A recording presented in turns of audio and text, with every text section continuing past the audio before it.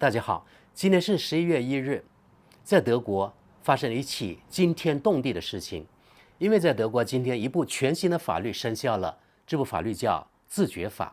其实它是与德国改性别有关，就是根据这部法律啊，每个人每一年有一次机会随便改自己的性别。比如说，我的生物性别呢是男性，但是呢从今天开始，我觉得我不像男的，我想当女的。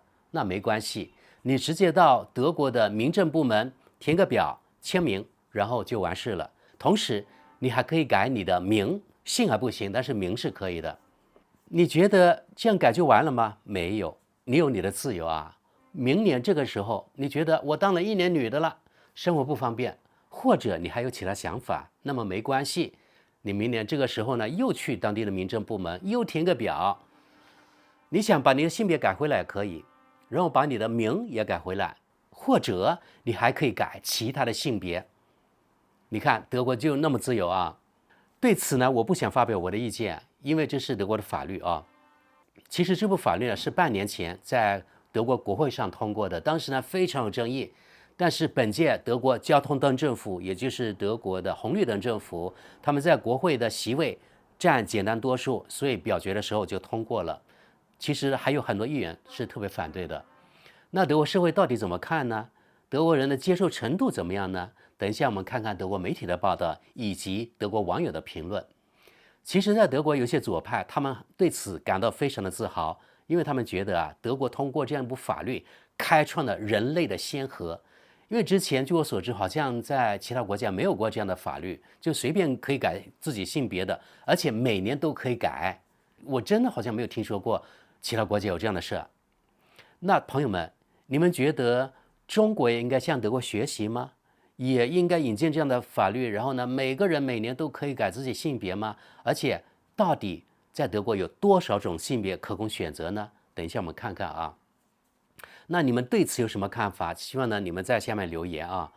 好，朋友们，现在我们来看看德国媒体对此的报道，以及德国网友对此的评论。自觉法生效，在德国，新的自觉法使更改性别和名字变得更加容易，并立即生效。联合国女权专家对此提出批评。新的所谓自觉法已于本周5生效，它使人们更容易更改自己的性别和名字。本届交通灯执政联盟在今年4月推动了该法案的通过，并引起了大量争议。从现在起，只需在户籍登记处进行简单的申报，就可以更改性别，而不再像以前那样需要2份精神病学评估和1份法院命令。现在有4种性别可供选择：男性、女性、多元性别或性别处为空白。这意味着以前的性别也可以彻底抹掉。3个月反思期。此前备受争议的变性人法已生效40多年，这涉及漫长而昂贵的程序，需要为受波及的人提供专家评估和法院裁决。联邦宪法法院曾多次宣布该法的部分内容违宪，并指出了对受波及的人的侮辱性程序。现在只需在登记处登记，3个月后即可提交声明并进行变更。自8月起可以进行登记。据家庭事务部称，这3个月的等待期可作为个人的反思期。性别和名字最早可在12个月后再次更改，在某些条件下，如征得父母同意，未成年人也可以更改性别和名字。来自绿党的联邦家庭事务部长丽莎·保斯，同时也负责性别平等事务。他说，这是对所有变性人、双性人和非二元人来说非常特殊的一天。随着自觉法案的生效，简单更改性别和名字终于成为现实。对大多数人来说没有什么变化。他的党内同事、联邦政府同性恋专员斯文·莱曼说，德国因此加入了世界上允许人们在不病态化的情况下更改性别和名字的国家行列。阿根廷、新西兰、爱尔兰、瑞士等16国已经有了类似的规定。联邦反歧视专员 Feder 阿塔芒也对该法表示欢迎。德国是在与国际标准接轨，自觉法涉及少数人，对他们有帮助。阿塔曼对某报业集团说，他们的生活会变得更容易，但其他人的生活不会有任何改变。这与人们通常所说的恰恰相反。同时，他呼吁将保护同性恋者写入宪法。同性恋者在基本法中仍未得到明确保护。第3条中禁止歧视的规定必须辅以性身份特征。联合国专家警告，法律会被滥用。然而，新法律受到了一位联合国专家的批评。这位负责妇女和儿童暴力侵害的联合国官员 Arim Al-Salam 警告说，这样做会置妇女和女童于危险之中。该联合国官员继续说，该法损害了妇女和女童的安全、隐私和其他人权，尤其是那些受男性暴力影响的妇女和儿童。缺乏保护措施来防止虐待狂和暴力狂去滥用法律。他提到了妇女庇护所、公用厕所或更衣室。他还批评说，如果法院同意，女孩在14岁可以不经父母同意就可以改变性别。这位约旦籍的联合国官员被联合国人权理事会任命为暴力侵害妇女和女童问题专家，他独立于联合国。他会根据要求向联合国人权理事会通报相关信息。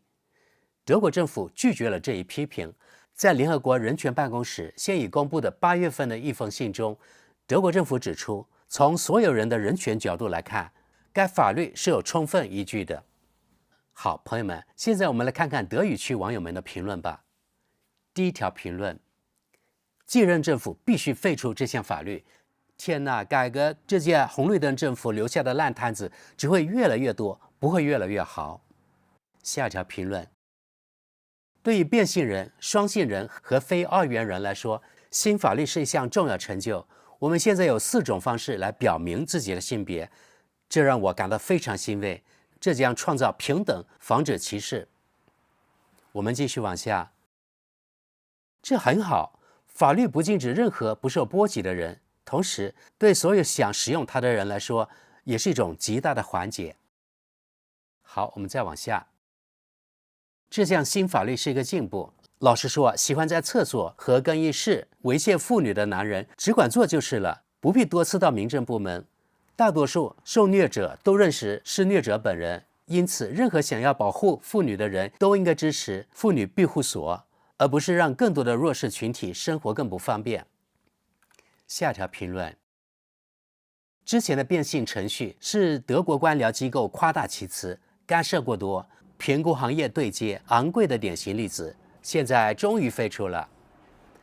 我们看下条评论吧。在决定自觉法颁布之前的很长一段时间里，人们都在激烈的争论自觉权。不幸的是，讨论通常都基于意识形态，很难进行客观的辩论。我指的不是诽谤各自对手的讨论。在这家《时代报》网站上，对相应文章的评论经常被删除，或者根本不给发表出来，包括我自己的评论。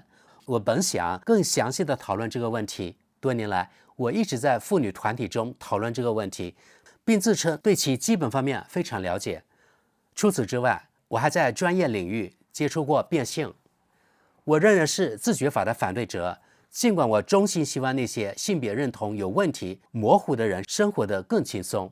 我反对它的原因有很多，包括心理学、医学、法律以及并非最重要的逻辑。现在没有必要详细解释这一切。法律已经通过，未来几年将显示出它会带来什么问题。我希望这篇评论被允许发表。我很高兴地认识到，最近可以对一些话题进行更多的批判性写作了。好，我们继续往下看。我认为这个法律是好的。至于对妇女的骚扰，他们今天已经这样做了。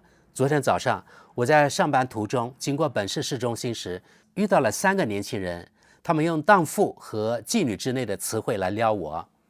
不过，我现在对这些情况视而不见，不值得报警。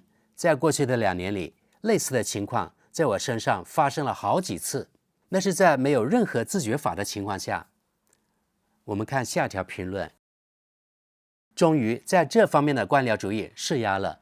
我觉得这些所谓的不利因素都是编造出来的，并不成立。想要骚扰或攻击女性的男性，无论如何都会这么做，他们不会事先去登记为女性或多元性别。下条评论。我很想知道男性改姓成为女性和女性改姓成为男性的比例分别是多少？我们看下条评论吧。好像我是这里唯一一个觉得这条法律比奇怪还奇怪的人。我们正在模糊生物的界限，其程度超乎想象，而且极有可能引发冲突。我们继续往下吧。这个政府处理国家事务的优先事项对我来说是个谜。下条评论。反正再过几个月，大选之后，这项法律就会被废除。我认为来自联合国的批评是正确的。我们看下条评论吧。报道中说，德国与国际标准接轨。如果16个国家是国际标准的话，那么其他国家不是吗？好，我们再往下。我认为这个新法律是一种危险，尤其是对年轻人而言。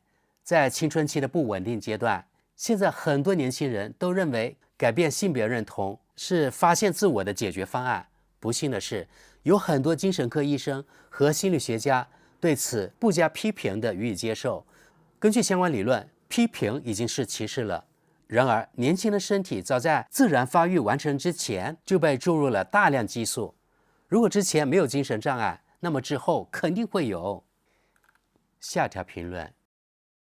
任何人想要改名和性别都应该这么做，但女孩从14岁开始就可以了。未经父母同意，在青春期在寻找自我，有时不知道自己是什么，有时觉得自己更像男孩，有时更像女孩。3个月的反思期，2个月后你又变了。我觉得这个年龄界限是致命的。下条评论。这个法律真是个奇怪的决定，你不必理解它，不是吗？为什么要为极少数人花费那么多精力？如果男人们想穿着女装满世界跑，那完全没问题。但接受他们为女人，让每人自己决定吧。我们继续往下看。这是一部非常重要的法律，每个人一生中至少应该改变1次性别，尝试不同性别的生活，这会是一种丰富的体验。我一定会尝试一下，做一个生理上的男人，做一个女人，而且是做一个女童生活1年，因为我和男人擦不出任何火花。好，朋友们，刚才我们看到的是德国中间偏左的媒体德国时代报的网友评论。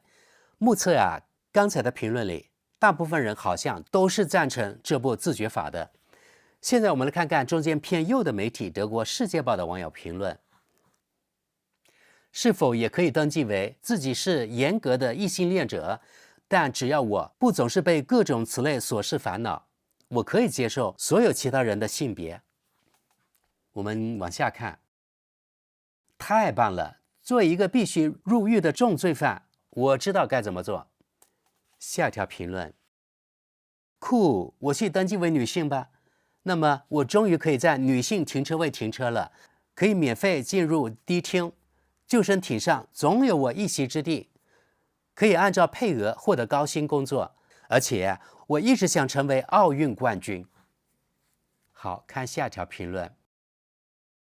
这项法律充分显示了政府缺乏思考，不是变性人可以每年更改1次性别，而是每个人都可以，无论出于何种原因。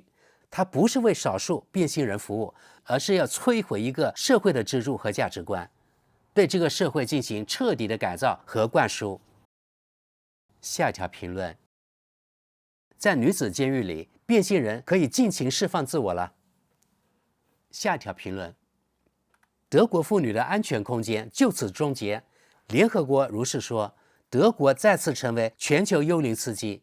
在自民党的支持下，德国再次成为左翼绿色圣母。下条评论。我只能说这是奇耻大辱。我们继续往下。很好，从现在起，如果你说一个生物学上的男人是男人，那么这种真相就会受到惩罚。真相是一种刑事犯罪。10年前，在一个被称为法治国家的地方，谁会想到这一点？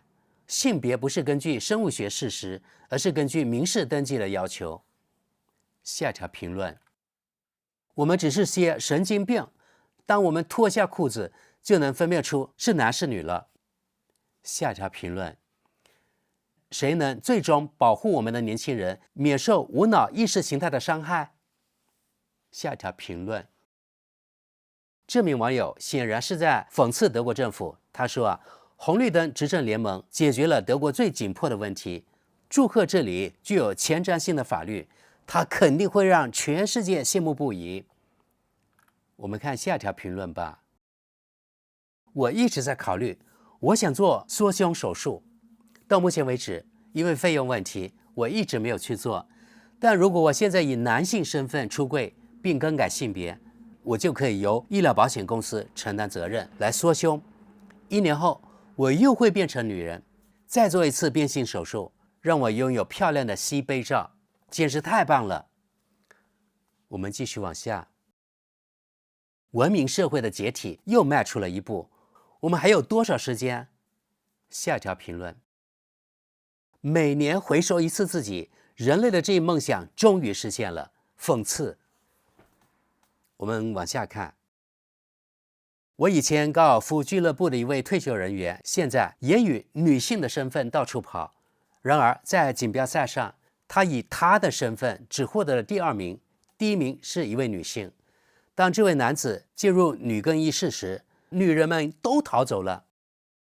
下一条评论，经济在衰退，犯罪率在飙升，但最重要的是，我们有史以来最糟糕的联邦政府，现在已经成功的为几千人和希望从中获利的免费搭顺风车的人通过了一项意识形态法律，热烈祝贺。